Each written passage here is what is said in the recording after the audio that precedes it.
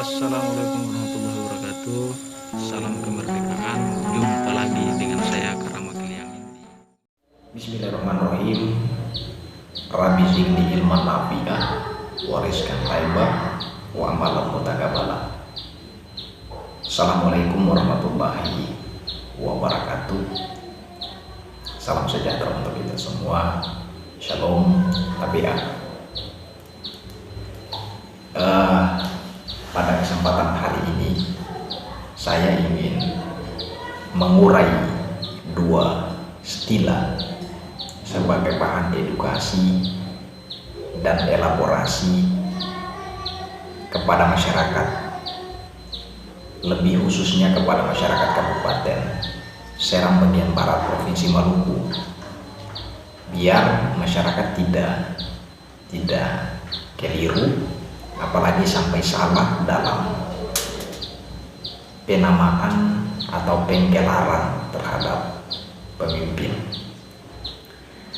Lewat Nusa-Ina Podcast ini, istilah yang pertama yang ingin saya urai yakni monarki. Apa itu monarki? Monarki adalah sebuah istilah yang dilekatkan pada sistem pemerintahan yang sifatnya kerajaan.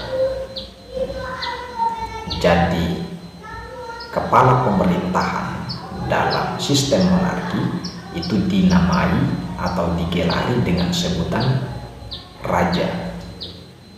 Lalu di dalam pengangkatan pemimpin atau pengangkatan raja dalam sistem monarki itu diangkat berdasarkan garis genealogi, berdasarkan gen, garis turunan, atau dalam Islam kita kenal dengan nasab. Jadi stafet kepemimpinan atau stafet raja itu jatuh hanya kepada turunannya, tidak bisa keluar daripada turunan raja. Itu yang disebut dengan monarki. Nah, sementara istilah yang kedua adalah demokrasi, yang ingin saya urai lewat Nusa-Ina Podcast pada kesempatan ini. Apa itu demokrasi? Demokrasi adalah sebuah istilah yang dilekatkan pada sistem pemerintahan dari, oleh, dan untuk, dari rakyat, oleh rakyat, dan untuk rakyat. Di dalam sistem demokrasi, stafet kepemimpinan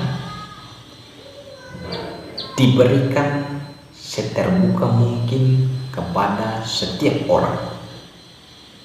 Jadi di dalam sistem demokrasi, setiap orang punya hak untuk dipilih.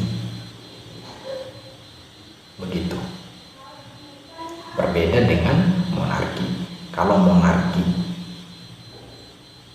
genealogis, kalau demokrasi tidak genealogis.